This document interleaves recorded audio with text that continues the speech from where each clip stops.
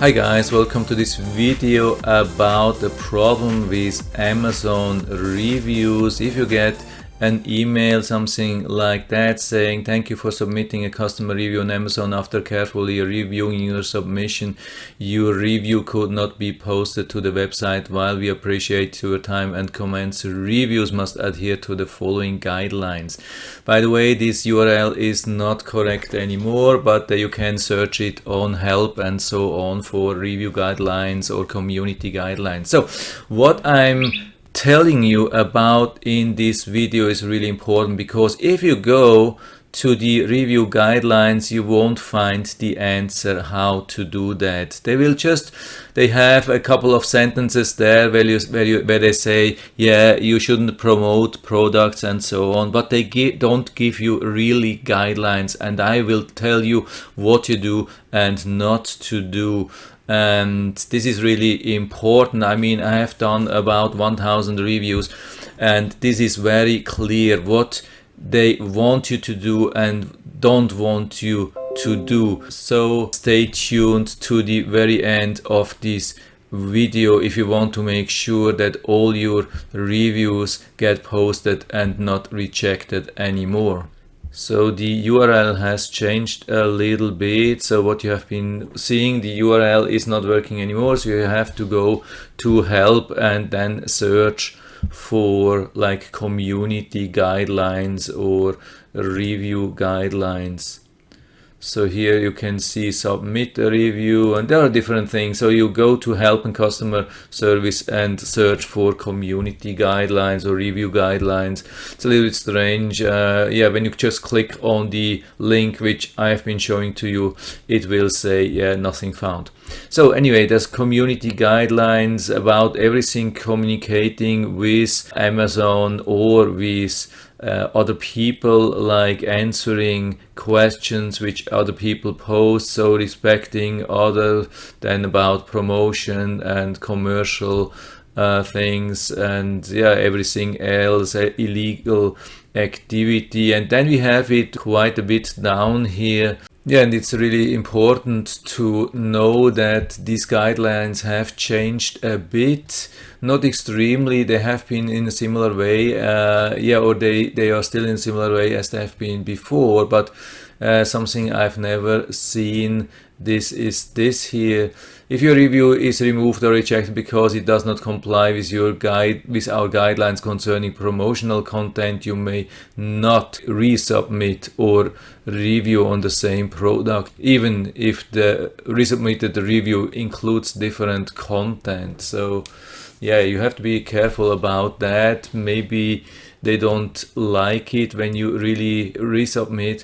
The question is then only, why are they allowing that? I mean, if they reject, they should remove the button there, but they leave the button and you can resubmit. And the strange thing, I didn't know till now, and I have actually resubmitted a couple of times in the past when I thought, I really like the product, or I really disliked a product, and then I wanted to help other people, and I thought, why not to resubmit? And usually it was accepted, but maybe I'll have to be a little bit more careful in the future. Then reviews shouldn't include URLs, of course, because they hate promoting other websites or so. It will instantly be deleted or never be posted when you leave a URL. I mean, here they are saying actually about URL links to other products. I think it had been allowed in the past, but maybe they thought, or maybe some people were misusing that. I don't know. It's strange, because I was really sure they were allowing that. Then customers in the same household may not post multiple reviews of the same product. That doesn't make any sense then. I mean, it's their website, it's their rules. We have to just know what they really want. And then really important to know, we may restrict the ability to submit a review when we detected unusual reviewing behavior, or to maintain the best possible shopping experience. I had this done 2 times I don't know why. There was really nothing. They couldn't tell me why. They just said, yeah, there was something. I mean, they have their computers. I mean, that's usually not a manual process. They have their algorithm in the back from computer programs, and when they think something is not good, then they restrict the ability. Means usually the problem is they don't close your account. You can still buy on Amazon, but you won't be able to post reviews, and you won't be able to ask questions. That's a really bad thing. I mean, I don't like that. I really dislike this. They are not saying clearly this, but this is the case. If they restrict your ability to submit a review, they will also restrict the ability to do other things like ask questions about the product or answer questions about the product. This is something which is really bad, but it's the rules. And then you may not manipulate the Amazon verified purchase badge, such as by offering special pricing to review or reimbursing reviewers. Yeah, they really try to get rid of manipulation, which of course is a good thing.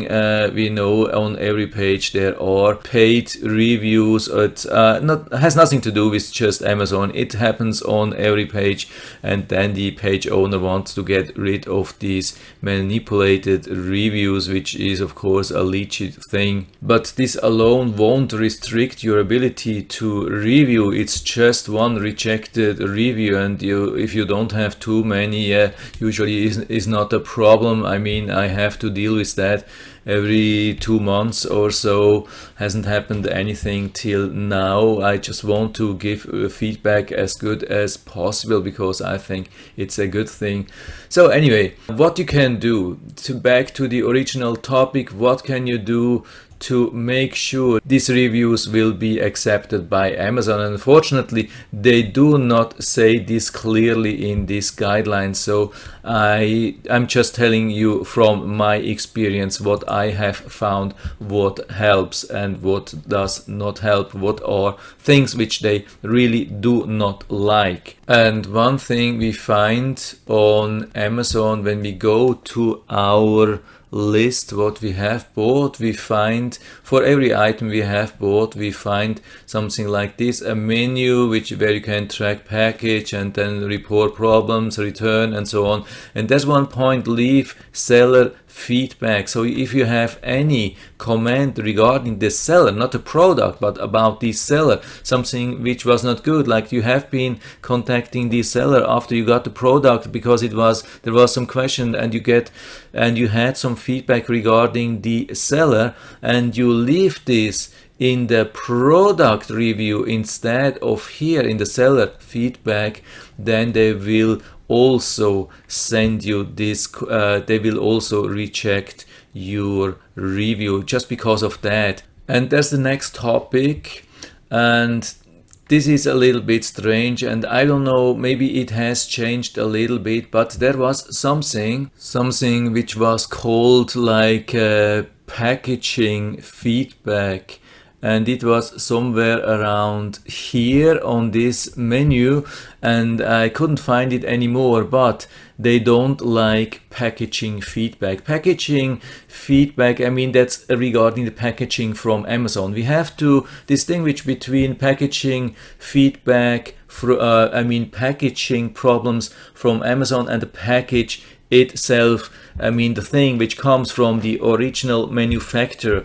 So they usually were having this thing which meant to be like criticism regarding the packaging from Amazon. Let's say they take a couple of items, put them together in a box and then ship them in one box, and it was not like filled with some cushion or something like that, and it broke and something like that. Yeah, don't put anything regarding the Amazon packaging into this feedback. You could try if the original packaging from the manufacturer is not good. Let's say they have an original box for like a really expensive thing like a mobile phone or tablet, and it's absolutely no protected, really thin cardboard and so on, and it's damaged. You could, in theory, add this to this review. But the problem is sometimes when they are just scanning this very fast, And I mean, first they are scanning it with a computer program, then maybe they are doing some adjustments manually,